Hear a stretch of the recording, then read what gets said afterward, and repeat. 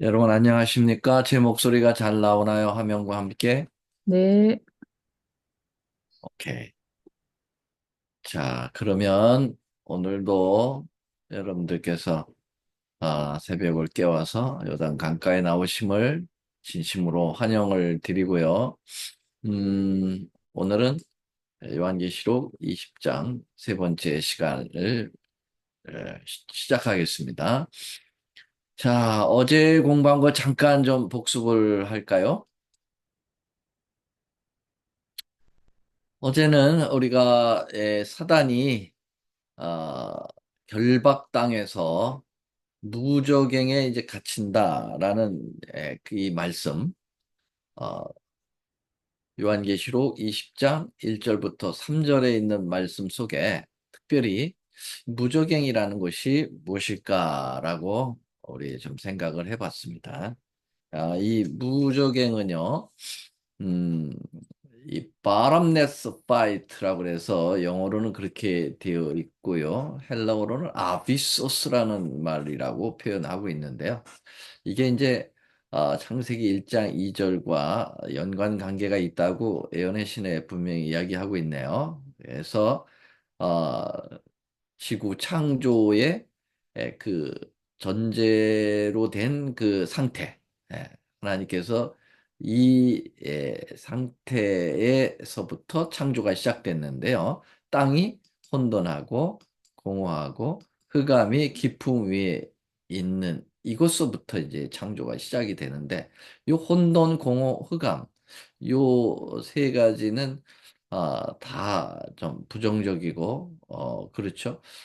막 뒤죽박죽에다가 텅 비어 있는데다가 빛도 없는 그러한 상태, 이 상태에서부터 창조가 시작되는데, 이 상태가 바로 요한계시록 20장에 나오는 무저갱의 상태다라고 말씀드릴 수가 있는 거예요. 그래서 아비소스라고 하는 거죠. 하나님께서는 왜 이 상태에서부터 지구 창조를 시작했을까? 전능하신 하나님께서 그냥 이러한 부정적인 요소 없이 바로 창조가 시작될 수도 있으실 텐데 그 이유를 말씀을 드렸습니다. 이렇게요. 어, 이 혼돈에서 질서로, 공허에서 체험으로, 흑암에서 빛으로 가는 요 상태, 요게 창조의 첫 단계인데, 요게 여기서 이제 끝나면 참 좋은데 죄가 들어오게 되었고요.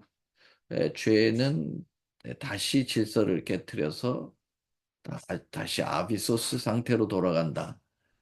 그리고 여기서 이제 끝나면 우리에게 희망이 없을 텐데 이제 재창조가 있게 되고 천국이 형성이 되는 거죠. 그래서 아, 이렇게 혼돈하고 공허한 흑암에서부터의 창조는 예, 재창조의 재현이다. 이 표상이다라고 말씀을 드렸습니다. 예. 근데 이게 이제 하나의 두 가지 형태로 나타나는데 하나는 인간의 마음의 상태, 또 하나는 이제 이 생태계의 상태를 표현하고 있습니다.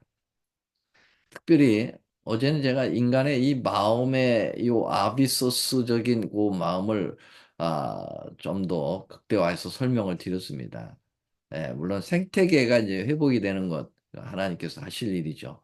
예. 근데 인간의 마음이 이 아비소스로부터 벗어날 수 있는 것은 거듭남인데요. 자, 이것은 이제 인간이 동의가 돼야 됩니다. 하나님께서 강제로 하실 수 없는 부분이죠. 네. 그래서 이 상태를 이렇게 봤습니다. 자, 에레미야서에서 4장에 보면은 이 혼돈이라는 게 뭐냐? 하나님을 알지 못하는 그러한 에, 신앙적 가치관의 혼돈이죠. 예. 우리가 어디서부터 왔는지를 모르는 상태. 그러니까 창조주를 부인하는 상태인 진화론 같은 것들이죠. 예. 그 다음에 이제 공허한 게 뭐냐? 목적 의식의 부재다. 그랬습니다. 그래서 어디서부터 왔는지 모르면 어디로 가는지도 몰라요. 그래서 인간을 허무하다고 하고 소망과 희망이 진짜 희망과 소망과 희망을 잃어버리는 상태를 얘기하고 있고요.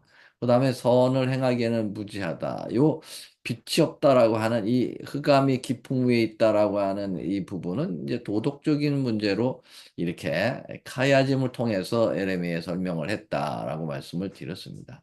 자, 요 상태에서 이제 재림이 이제 있게 되고, 그리고 재림은 이 지구를 완전히 아비소스로 이제 심판을 하시게 되고, 인간의 마음은 여기서부터 벗어나지 못하면 같이 아비소스 속에 들어갈 수밖에, 계속 연장되고 멸망할 수밖에 없다라는 것입니다. 그래서 천년이 지나면 이제 이 땅이 다시 재창조되어서 새 하늘과 새 땅으로 형성이 되게 되겠고요. 우리 인간의 마음은 이제 하나님의 성령의 능력으로 거듭나서 천년기를 누리게 되고 이 땅의 주인으로서 다시 제3님 때 같이 내려오게 되는 그 역사가 지금 계시록 20장의 그 초입 부분에 나타나고 있다.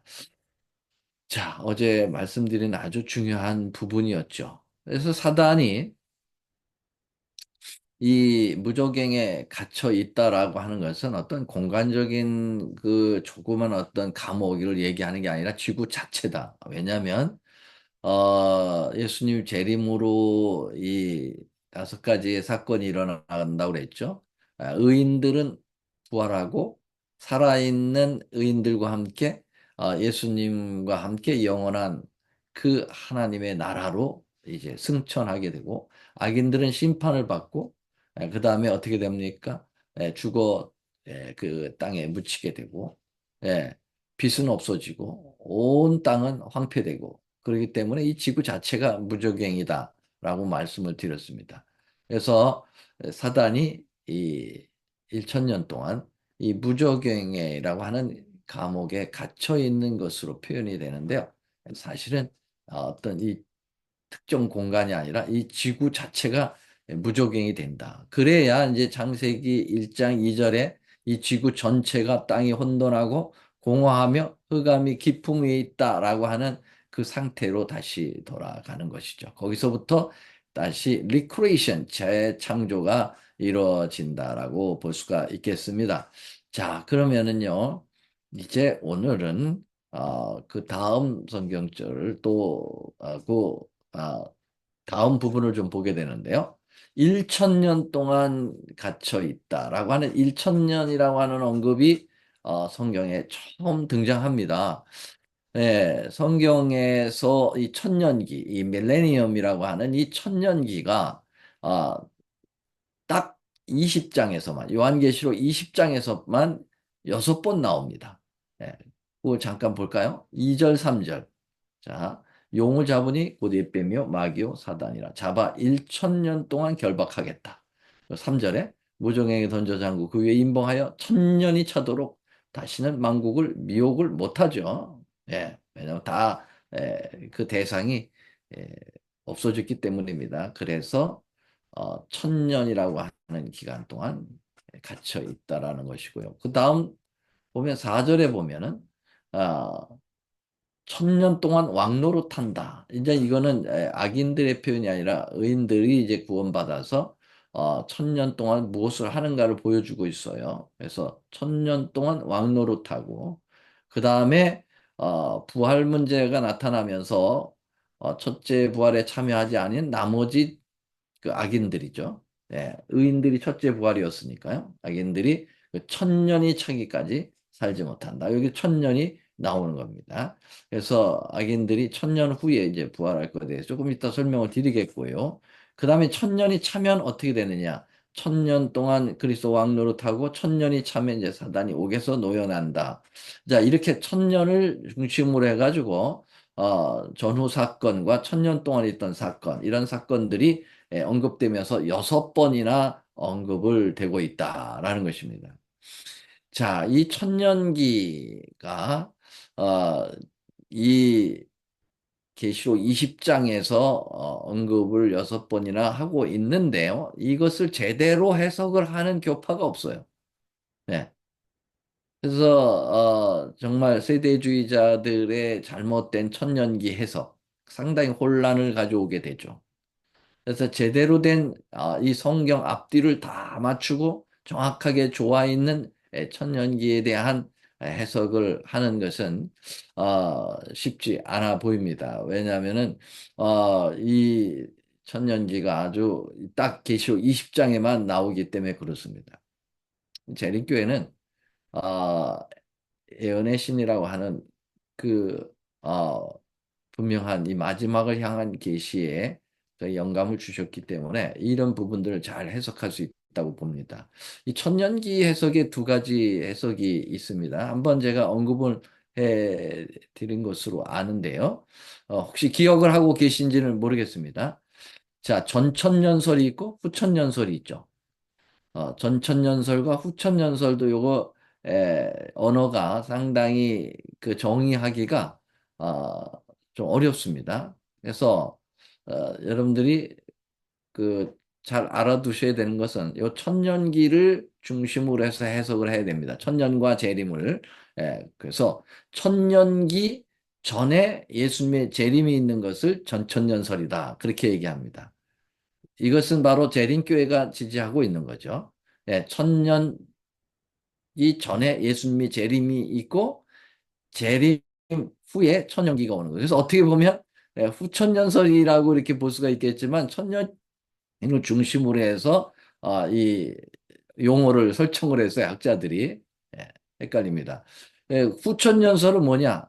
천년기 후에 재림이 온다는 거예요. 예.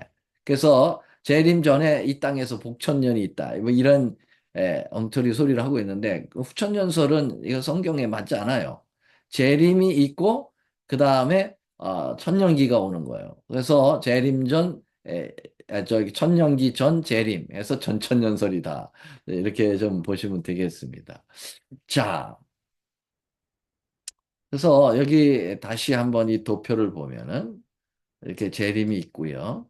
그 다음에 천년기가 있고 천년기가 끝나면 제천의 그 재창조가 있으면서 세 번째 삼림, 세 번째 이 땅에 예수님이 우리와 함께 내려오는 거죠. 새 예루살렘 성과 함께 당신의 신부였던 이 새 예루살렘 그 자체를 데리고 오는데요. 그 다음에 그 안에 있는 성에 있는 하나님의 구원받은 백성들과 함께 이 땅에 내려오게 되는 거죠.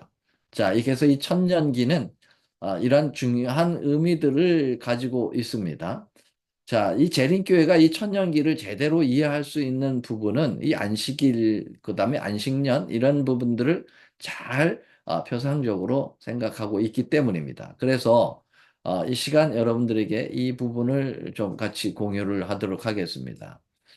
자, 이 성경에 이 6, 그 다음에 7, 요 6, 7, 요 패턴이 에, 세 차례 그리고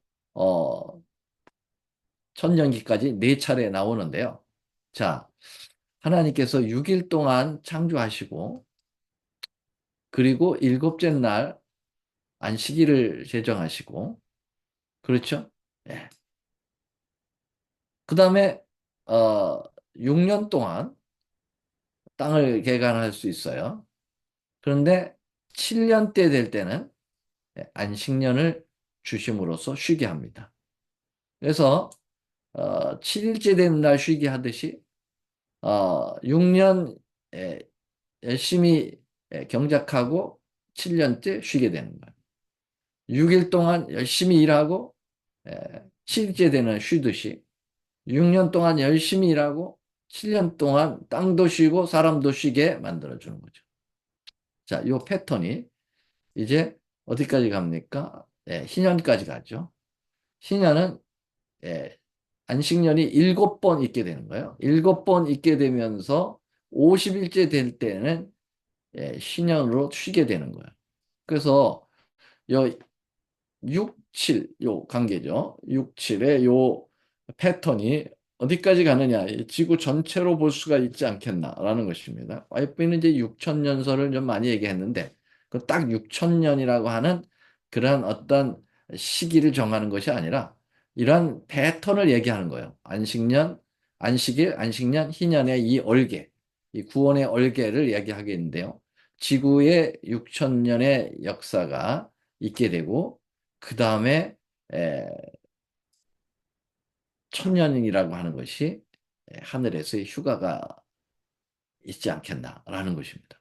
요 얼개적인 그런 표현을 본다고 하면 그래서 이 천년기는 제7일에 쉬듯이 제7년에 쉬듯이 제7천년째 될 때의 이 1천년은 우리가 구원받아서 하늘에 올라가서 하늘에서 쉬는 거죠.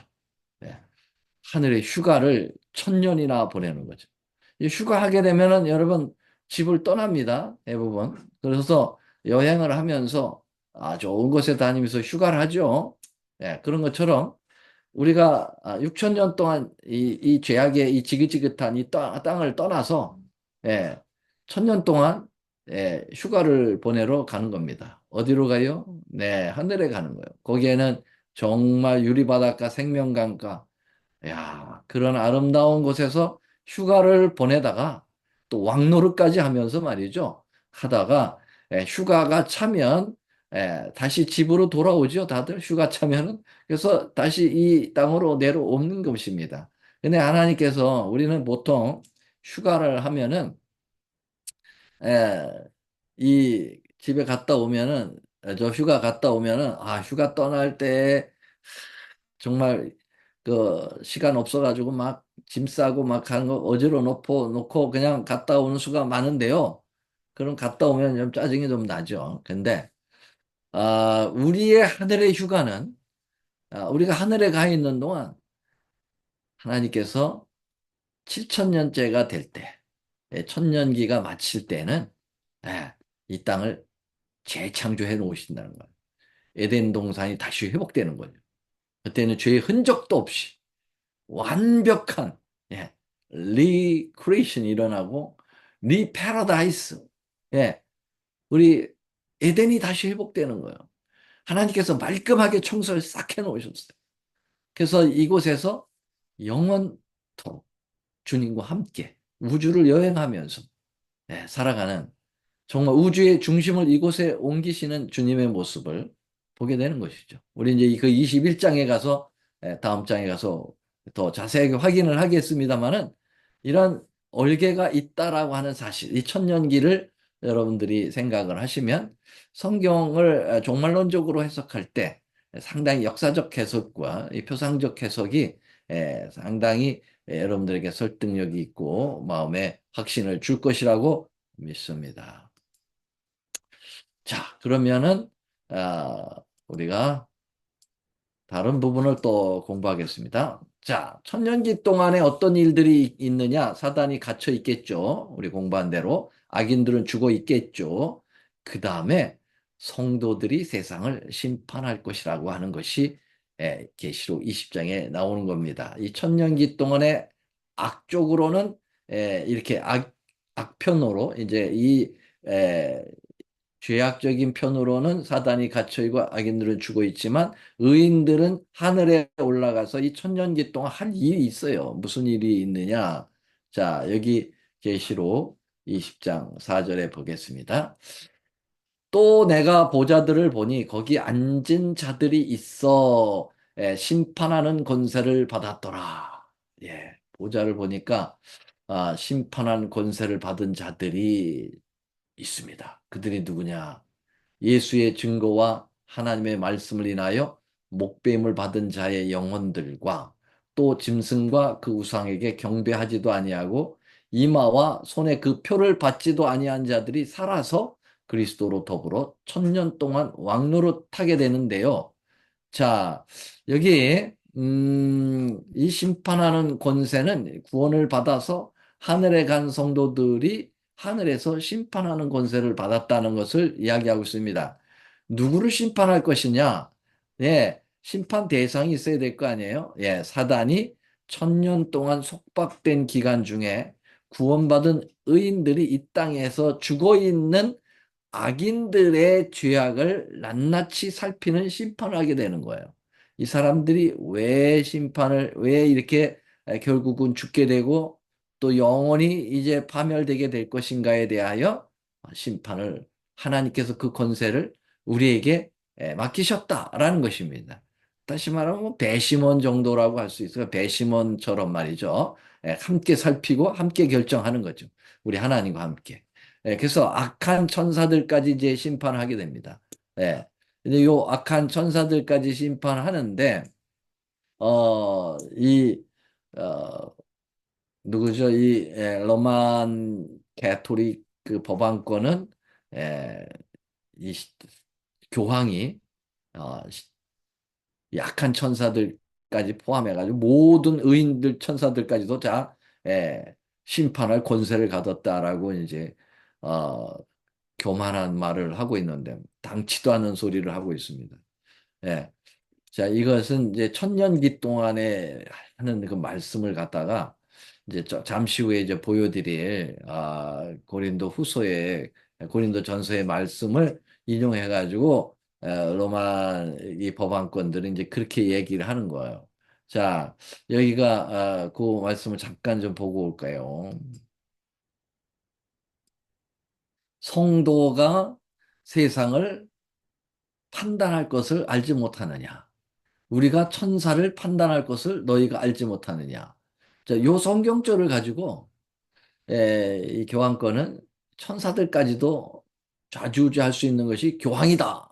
그렇게 교황을 마치 하나님하고 같은 동등성으로 노는 거예요. 천만의 말씀이죠.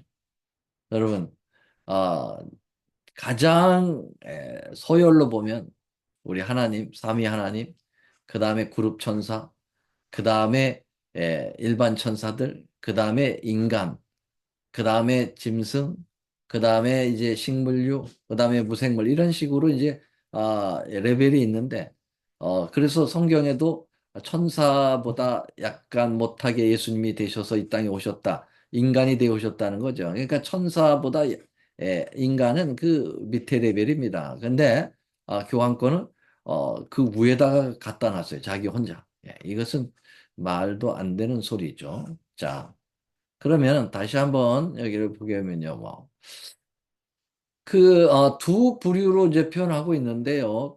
이 심판할 권세를 받은 구원을 받은 두 부류입니다. 하나는 예수의 증거와 하나님 말씀을 인하여 목뱀을 미리 당했던 순교자들을 얘기하죠. 순교자들. 이 순교자들인데 요 자칫하면은요, 이게 영혼불멸설로 이제 넘어갈 수가 있어요. 왜냐하면 목뱀을 받은 자들의 영혼들 이렇게 돼 있기 때문에요. 그 영혼을 요걸 잘못 해석하면은 말이죠. 몸을 떠난 어떤 혼백 기능이 하늘에 올라가 있다라고 착각하게 만들 수가 있겠죠. 근데 여기 이 영혼이라고 하는 목뱀을 받은 자의 영혼들이라는 말은 이것은 제가 그 언어를 찾아보니까 푸시케로 돼 있어요. 이 푸시케라는 말은 생명, 목숨, 사람 이런 뜻이에요. 예, 전인적 존재를 얘기합니다. 몸을 떠난 어떤 혼백적 기능이 아니고요. 이원화된 그런 기능이 아니고 사람 자체를 얘기하는 거예요. 내 영혼아 주를 찬양하라. 그럴 때 무슨 혼백이 찬양하라는 겁니까? 내 자신, 나의 인격이 주님을 찬양하라는 뜻이에요. 이것이 이제 히브리어로 가면은 그 레피시라고 같은 거예요. 레피시. 다시 말하면은 하나님의 이제 흙으로 사람을 만드시고 그 생기를 불어넣으시고 그 다음에 그 생명이 됐다라고 할 때 그 생명이 네피시거든요. 이 네피시 다시 말하면 전인적 리빙 소울을 얘기합니다. 그래서 이걸 영혼불멸로 가져가면 안 됩니다. 구원받아서 올라간 전인적 인격 자체를 이야기해야 되는 거예요. 두 번째 부류는 뭐라고 그랬어요? 짐승과 그 우상에게 경배하지도 아니하고 이마에 손에 그 표를 받지도 아니한 자들. 다시 말하면 살아서 구원받은 성도들을 얘기합니다. 두 부류죠. 구원받은 부류 중에는 죽었다가 부활시켜가지고 구원을 시키고 또 살아서 구원받는 사람들이 있다고 그랬잖아요. 14만 4천이. 바로 이 두 부류가 합쳐서 심판할 권세를 받게 된다. 구원의 백성이 되는 거죠. 그래서 왕노릇 한다라는 말이 뭐예요? 왕노릇. 여러분, 왕노릇은 말이죠. 우리가 그 모든 것들을 지배하고 통치한다라고 하는 그러한 건을 얘기하는 게 아니라 옛날 고대 그 왕들은요, 재판권이 있다는 것을 이야기합니다. 예, 통치권도 있지만 재판권이 있어요. 그래서 왕들을 이제 왕들이 재판합니다. 솔로몬이 재판했죠. 그렇죠? 예, 그래서 이 왕노릇한다라는 그런 의미 중에 하나 중요한 것은요.